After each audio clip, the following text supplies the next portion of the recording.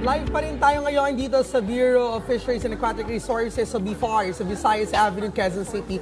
At patuloy po tayo nakikisaya ngayon dito sa 60th Fish Conservation Week of FishCon 2023. Kaugnay niyan, kasama natin ang Chief Information Officer at spokesperson ng BFAR na si Attorney Nazer Breguera. Magandang umaga po, sir. Hi, magandang umaga, Ms. Chi. Magandang umaga, Fee, at sa lahat na nakikinig at nakatutok sa ating programa. Alright, spokesperson, kwentuhan niyo po kami kasi alam po namin ang tema ngayon ay masaganang pangisdaan, maunlad na ekonomiya. Ano po ba ang kwento sa likod ng temang ito? At kamusta na po yung naging success ng inyong ahensya? Okay. Actually, ang temang ito ay nakaangkla doon sa layunin ng ating Pangulo na talagang kailangan paunlarin natin ang sektor ng agrikultura at pangisdaan. At patungkol doon sa mga tagumpay na nakamit na natin, tuloy-tuloy ang pagpapatupad natin ng iba't ibang conservation measures para maging sustainable ang fisheries production ng buong bansa. Okay. Attorney, ano po ang mga particular na program o proyekto sa loob ng BFAR FishCon 2023 ang magbibigay ng malaking epekto sa kabuhayan ng mga mangingisda at sa buong ekonomiya, sir? Unang-una kasi yung awareness. Kailangan maging aware ang ating mga kababayan na kailangan nating pangalagaan ang ating pangisdaan para tuloy-tuloy ang biyayang maibigay nito. At ngayong Fish Conservation Week, maraming mga programa tayong gagawin. Una dyan, itong This is Fish.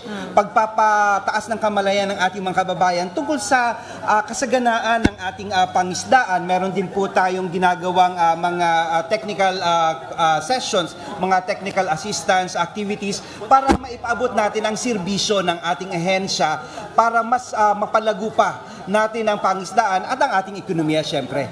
Attorney, kamusta po yung reception in terms of the awareness doon sa end user? Na-implement po ba nila or na-execute nila yung kanilang natutuhan o yung kanilang awareness after yung naging campaign natin? Yes, of course, ang indicator kasi natin ito, yung increased participation ng ating stakeholders. Okay. So, ibig sabihin, pag mataas ang kanilang kamalayan, mas malaki ang chance na makikiisa sila sa programa ng pamahalaan sa pangangalaga ng ating pangisdaan. Okay, Attorney, speaking of stakeholders nga po, no, mga kabataan kasi ngayon hindi na masyado active when it comes to mga ganitong issues, no? So, paano natin mapapalaganap ang kamalayan nila tungkol dito?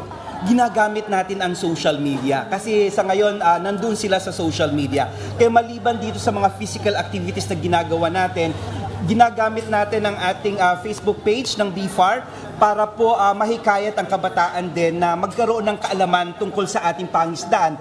Nandiyan na, meron tayong mga fish quizzes sa social media page ng BFAR para mas maipaalam natin yung mga mahalagang impormasyon sa ating mga kabataan. Okay, kasi napansin po natin, syempre, no, na bukod doon sa integration, doon in terms of social media, of course, kailangan makita rin po natin kung makamusta natin yung ating mga karagatan. Kamusta po ba yung health level ng ating karagatan, and also may iba't ibang mga illegal activities na ginagawa rito. So, what are the actions na ginagawa po ng BFAR? Tama ka dyan, Fifi, no? In fact, talagang malaking hamon sa ating karagatan, yung tinatawag natin na illegal, unreported, and unregulated fishing. Kaya ang pamahalaan sa pamamagitan ng DEBFAR ay patuloy na nagsusulong ng programa upang matuldukan natin yung lahat ng mapanirang uri ng pangingisda.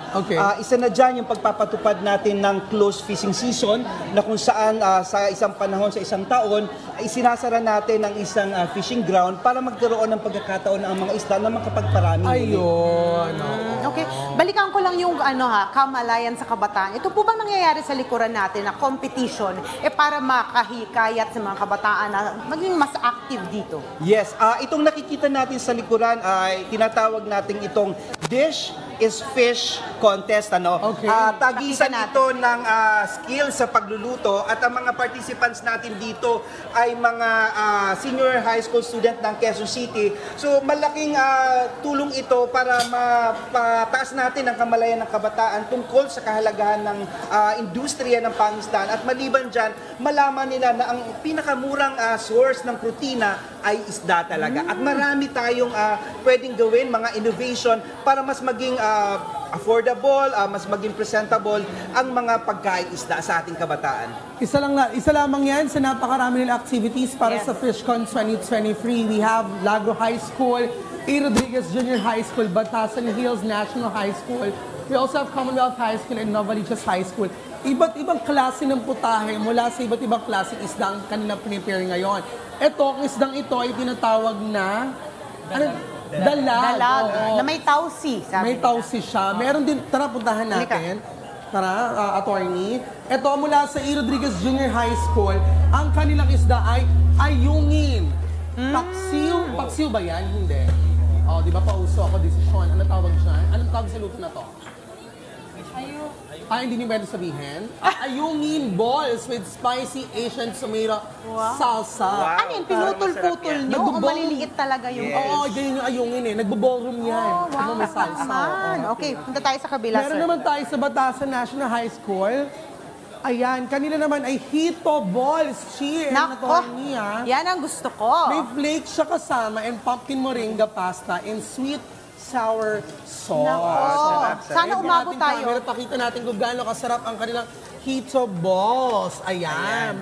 Talagang meron silang pa teaser, photo. May photo. Dito naman tayo sa Commonwealth High School. Ang isda nila ay tinatawag na carpa. Carpa. Oh, okay. Hindi ba extinct yun, legit? O, biro lamang. So makikita natin iba-iba, no? Iba-iba ang isda per. Okay. Ito, kilala natin ito syempre, itong isdang ito. Ang isda yung nilulutuin, tinatawag na. Wala kasi Tagalog term yun sa kanila eh. Anong tawag ay? Knife fish. Knife, para siyang kutsilyo. Correct. Natikman mo na, ano lasa ng knife fish? Masarap. O sige, busy siya, oo. Pero, okay, attorney, aside from dish is fish, I believe meron pa tayong iba pang competition dito, which is dance competition. Am I correct, sir? Tayo ay magsasayawan dahil may pa-contest din tayo tinatawag na is-dance. Dance. Okay, puntahan po natin. natin. Okay, come on. Natin. Ayan. Naku, medyo naipit si attorney, pero mga ka-RSP nakaka-enjoy talaga yung gagawin natin today dahil nga, syempre, sa iba't ibang activities na meron, Chi. Oo. Actually, Excuse me po. aside from dish is fish, meron silang dance competition Okay. at fishionistas. Kung makikita niyo po sa aming likuran, Ayan yung mga fishionistas merong mga natin. fishionistas po dito. Mukhang nandito po ang mga galing Siyempre, sa pinaka-interesado ako dito kay Kuya. Filipino version ng Little Mermaid. The rest, wala Ayan. akong pakialam. Hindi, biro lamang. Joke lamang. Kuya, ano pangalan mo? Bong, anong klaseng outfit yung sinuot mo ngayon? Blue? Ano? Blue? Color blue? Blue pin. May blue pin ba? Kasi kung may yellow pin, may blue pin. Eto Ikaw si Ate naman, Bong. sino ka? Ay, natutulog pa ang isda. Okay. Ikaw naman, I would like to think ikaw ay isang lobster. Tama po ba ako? Actually, ma'am, I am a giant freshwater prawn or clam. Yes, ma'am. Sorry May kasama naman. ako dito, Freshwater Chi. prawn. Ang Hi, yes ano natin pala today. suot mo Hi, sir. ngayon? Okay, so nakita natin, makukulay talaga ang ating mga Butterfly. fashionistas. At syempre, nandyan, nag-iisipag-indakan ng ating mga is-dance Okay. contestants. Ayan, so marami po tayong ginagawa ngayon.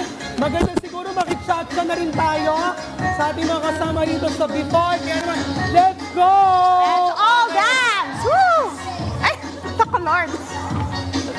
Ayan mga ka-RSD, nakaka-enjoy talaga umaga. Hindi masisira ang araw mo dito. Ayan, Sa World Fisheries and At walang practice to, ha? Walang practice to, Pi.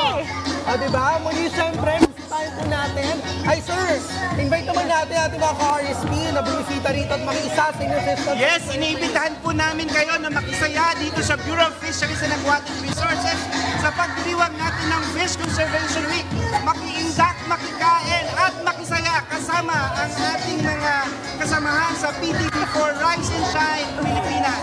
Maraming salamat, Attorney Nader Briguera, para sa itong feature ng BFAR ngayong araw na ito. Bisita natin. Go, go, go! Oo.